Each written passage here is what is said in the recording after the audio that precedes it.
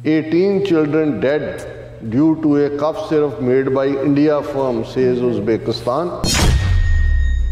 Health Ministry of Uzbekistan blames cough syrup Doc 1 Max manufactured by Marion Biotech for the deaths. ਪਹਿਲਾਂ ਤਾਂ ਪੈਸੇ ਖਰਚ ਕੇ ਦਵਾਈ ਲੈਣ ਉਹਨਾਂ ਦੇ ਲਈ ਤਾਂ ਹੋਣਾ ਜੀ ਅਸੀਂ ਫੋਰਨ ਦੀ ਮੈਡੀਸਨ ਲੈ ਰਹੇ ਹਾਂ, ਫੋਰਨ ਚੋਂ ਆਈ ਹੈ ਔਰ ਉੱਥੇ ਡੈਥਸ ਹੋ ਰਹੀਆਂ ਨੇ। ਕਿਹਨਾਂ ਹਾਲਾਤਾਂ 'ਚ ਜਿਹੜੇ ਲੋਕ ਆਪਣੇ ਬਿਮਾਰ ਬੱਚਿਆਂ ਨੂੰ, ਔਰ ਕਿਉਂਕਿ ਕਫ ਸਿਰਪ ਜ਼ਿਆਦਾ ਬੱਚਿਆਂ 'ਚ ਇਸਤੇਮਾਲ ਹੁੰਦਾ, ਡੈਥਸ ਵੀ ਬੱਚਿਆਂ ਦੀਆਂ ਨੇ, ਕਿੰਨੇ ਚਿਰਾਗ ਘਰਾਂ ਦੇ ਬੁਝਾ ਦਿੱਤੇ।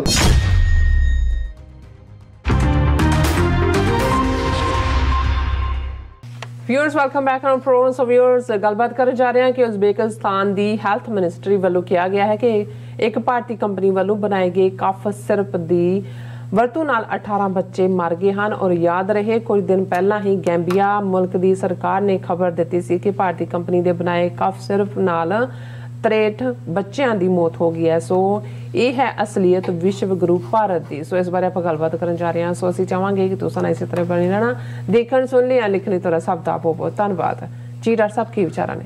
ਦੇਖੋ ਅਸੀਂ ਉਹਨਾਂ ਸਾਰੇ ਵੀਰਾਂ ਭੈਣਾਂ ਦਾ ਸ਼ੁਕਰੀਆ ਅਦਾ ਕਰਦੇ ਹਾਂ ਜਿਹੜੇ YouTube ਲਾਈਵ ਚੈਟ ਦੇ ਉੱਤੇ ਜਿਨ੍ਹਾਂ ਨੇ ਜੁਆਇਨ ਕੀਤਾ ਹੈ। ਵੀਰ ਜਗਸੀਰ ਸਿੰਘ ਸਿੱਧੂ 2 ਦਿਨ ਉਹ ਲਾਈਵ ਨਹੀਂ ਸੀ ਆਏ, ਉਹਨਾਂ ਨੇ ਕਿਹਾ ਮੈਂ ਬਿਜ਼ੀ ਸੀ, ਪਰ ਮੈਂ WhatsApp ਗਰੁੱਪ 'ਤੇ ਭੇਜ ਦਿੱਤਾ ਹੈ। ਭੈਣ ਜੀ ਸਰਬਜੀਤ ਕੌਰ ਕਿੰਗ ਐਲ ਦੀ ID ਤੋਂ, ਔਰ ਸਾਡੇ ਵੀਰ ਸਰ ਗੁਰਨਾਮ ਸਿੰਘ ਜਿਨ੍ਹਾਂ ਨੇ ਜਿਹੜਾ ਕਾਨੂੰਨ ਅਮਰੀਕਨ ਸੈਨੇਟ ਕਾਂਗਰਸ ਨੇ ਪਾਸ ਕੀਤਾ ਉਹਦੀ ਤਾਰੀਫ ਕੀਤੀ ਹੈ, ਸਭ ਦਾ ਸ਼ੁਕਰੀਆ। ਹੋਰ ਵੀ ਵੀਰ ਨੇ, ਔਰ ਸਾਡੇ ਵੀਰ ਜ਼ੁਬੈਰ ਯਾਕੂਬ ਉਹ ਫਿਕਰਮੰਦ ਨੇ, ਉਹਨਾਂ ਨੇ ਪੁੱਛਿਆ ਵੀ ਕੀ ਪਾਕਿਸਤਾਨ ਡਿਫਾਲਟ ਵੱਲ ਵੱਧ ਰਿਹਾ, ਔਰ ਖਬਰਾਂ ਤਾਂ ਯਾਕੂਬ ਸਾਹਿਬ ਫਿਕਰ ਦੇਣ ਵਾਲੀਆਂ ਨੇ, ਕਿਉਂਕਿ ਇਕੱਲਾ ਇਹੀ ਨਹੀਂ ਕਿ ਇਕਨੋਮਿਕਲੀ ਸਿਰਫ 4 ਜਾਂ 5 ਬਿਲੀਅਨ ਡਾਲਰ ਇਸ ਵੇਲੇ ਪਾਕਿਸਤਾਨ ਦੇ ਕੋਲ ਫੋਰਨ ਰਿਜ਼ਰਵ ਹੈ, ਪਰ ਇਸ ਨਾਲੋਂ ਵੀ ਵੱਧ ਇਕੋਨਮੀ ਦਾ ਤਾਂ ਜੋ ਚੱਲ ਹੀ ਰਿਹਾ ਹੈ ਔਰ ਉਹ ਡਿਫਾਲਟ ਵੱਲ ਵੱਧ ਰਿਹਾ।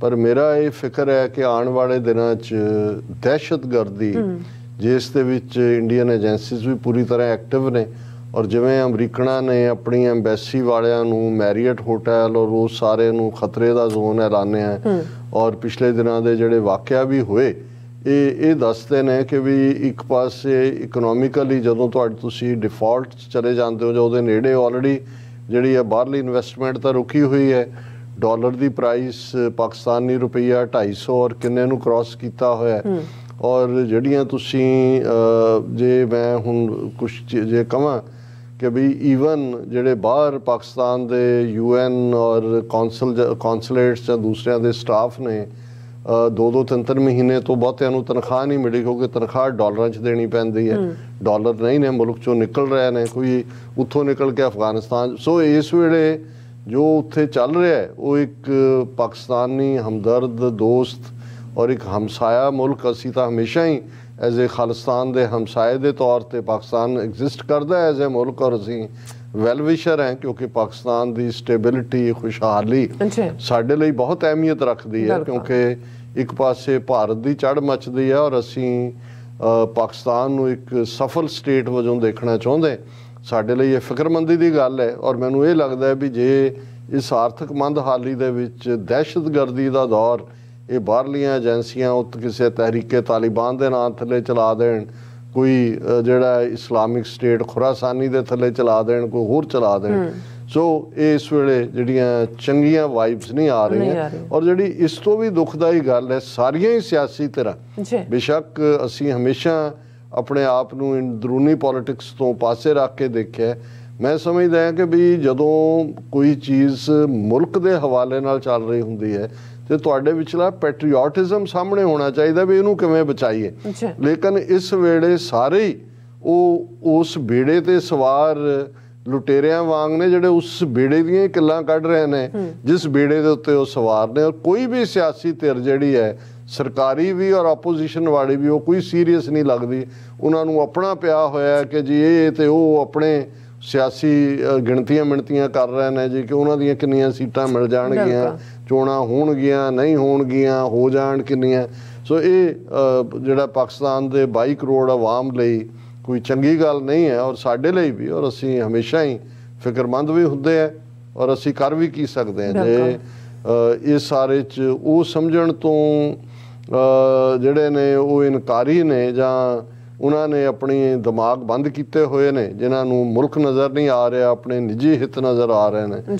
ਤੇ ਇਹ ਦੁਖਦਾਈ ਗੱਲ ਹੈ ਔਰ ਮੈਂ ਕਹਿਣਾ ਨਹੀਂ ਸੀ ਚਾਹੁੰਦਾ, ਪਰ ਹੁਣ ਕਿਉਂਕਿ ਜ਼ੁਬੈਰ याकूब साहब ने ये किया कि जी कहने में क्या हर्ज है, मैं कहा जी फिर मैं जो हाँ फिर तो बुले शाह वांगू हुंदा तो यही है कि भाई जक जक के जेबा कहती है मुंह आई बात न रही है, हालात ठीक नहीं है।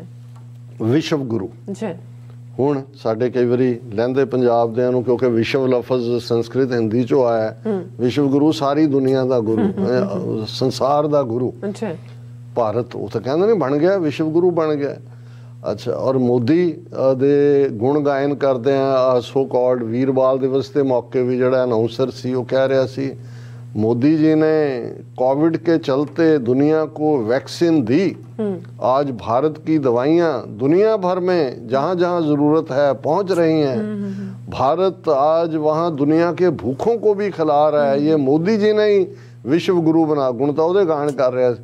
ਤੇ ਮੈਂ ਕਿਹਾ ਵੀ ਕਈ ਵਾਰ ਕੁਦਰਤ ਜਿਹੜੀ ਹੈ ਉਹ ਆਪਣੇ ਢੰਗ ਨਾਲ ਦੱਸ ਰਹੀ ਹੁੰਦੀ ਹੈ ਕਿ ਭਾਈ ਆਹ ਸ਼ੀਸ਼ਾ ਹੈ।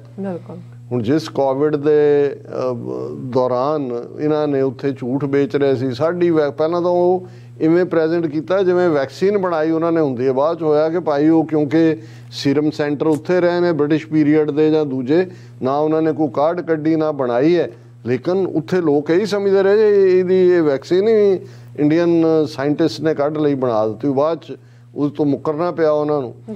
ਫਿਰ ਇਹ ਆਇਆ ਕਿ ਜੀ ਉਹਨਾਂ ਨੇ ਫਿਗਰ ਦਿੱਤੀ ਜੀ ਦੁਨੀਆ 'ਚ ਇੰਨੇ ਮਰ ਗਏ, ਸਾਡੇ ਸਿਰਫ 4.5 ਲੱਖ ਮਰੇ ਨੇ।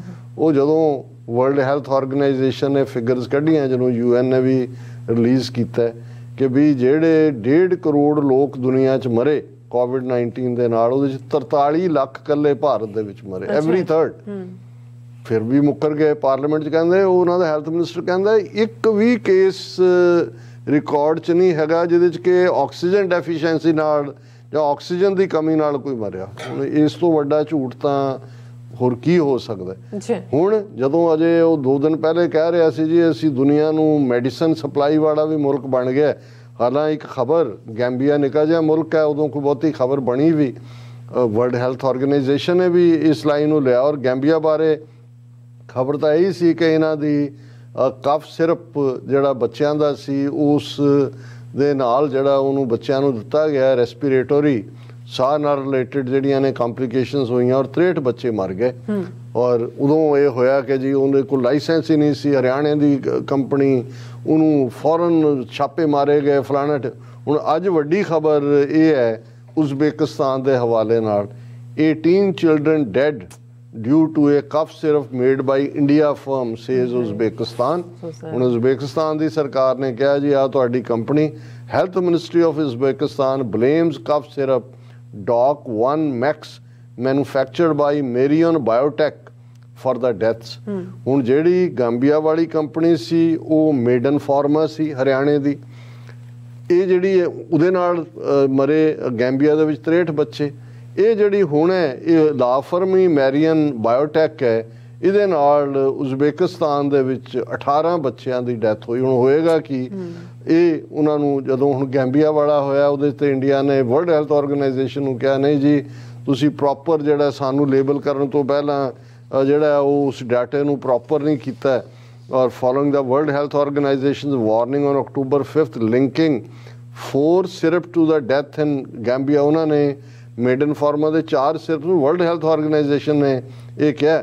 ਤੇ ਇੰਡੀਆ ਨੇ ਕਿਹਾ ਜੀ ਉਹਨਾਂ ਦੇ ਅਸੀਂ ਐਕਸਪੋਰਟ ਲਾਇਸੈਂਸ ਕੰਪਨੀਆਂ ਦੇ ਕੈਂਸਲ ਕਰ ਦਿੱਤੇ ਨੇ। However, India has said that WHO, World Health Organization, has drawn a premature link between the deaths of the children and India-made cough syrups। ਜਿਵੇਂ 43 ਲੱਖ ਮੌਤਾਂ ਨੂੰ ਵੀ ਉਹਨਾਂ ਨੇ ਕਿਹਾ ਨਹੀਂ ਉਹਨਾਂ ਨੇ ਕ੍ਰਾਈਟੇਰੀਆ ਹੋਰ ਇਸਤੇਮਾਲ ਕੀਤਾ। ਜੋ ਤੁਸੀਂ ਡਿਨਾਈ ਕਰਨਾ ਮੁਕਰਨਾ ਹੀ ਹੈ, ਜੇ ਸਾਹਮਣੇ ਪਏ ਮੁਰਦੇ ਨੂੰ ਵੀ ਕਹਿਣਾ, ਜੇ ਉਹ ਆਸ਼ੂਤੋਸ਼ ਰੱਖਿਆ ਹੋਇਆ ਬਰਫ਼ ਚ ਲਾ ਕੇ ਤੇ ਇਹ ਕਹਿਣਾ ਕਿ ਜੀ ਇਹਦੇ ਚੋਂ ਤਾਂ ਜਾਨ, ਇਹ ਤਾਂ ਜਿਉਂਦਾ ਜੀ ਅਜੇ, ਇਹ ਤਾਂ ਸਮਾਧੀ 'ਚ ਚਲਾ ਗਿਆ, ਇਹ ਉਹਦੇ 'ਚ ਸ਼ੂਨਯ ਸਮਾਧੀ 'ਚ ਚਲਾ ਗਿਆ, ਇਹਨੂੰ ਕੁਛ ਨਹੀਂ ਹੋਇਆ, ਜਿਉਂਦਾ। ਇਹ ਜੋ ਇਹ ਕਰਦੇ ਨੇ ਝੂਠ ਇਹਨਾਂ ਦਾ ਵਿਕਦਾ। ਉਦੋਂ ਵੀ ਇਹਨਾਂ ਨੇ ਕਿਹਾ ਜੀ 43 ਲੱਖ ਨਹੀਂ, ਇਹ ਤਾਂ ਵਰਲਡ ਹੈਲਥ ਆਰਗੇਨਾਈਜੇਸ਼ਨ ਨੇ ਗਲਤ ਪੈਮਾਨਾ ਇਸਤੇਮਾਲ ਕੀਤਾ ਡੈਥਸ ਕਾਊਂਟ ਕਰਨ ਦਾ। ਤੇ ਹੁਣ ਜੇ ਵਰਲਡ ਹੈਲਥ ਆਰਗੇਨਾਈਜੇਸ਼ਨ ਨੇ 4 ਕੰਪਨੀਆਂ ਡੈਥਸ ਨਾਲ ਲਿੰਕ ਕੀਤੀਆਂ, ਉਹਨਾਂ ਨੇ ਉਹ ਕਿਹਾ ਜੀ ਪ੍ਰੀ ਮੈਚੁਰ ਲਿੰਕ ਹੈ।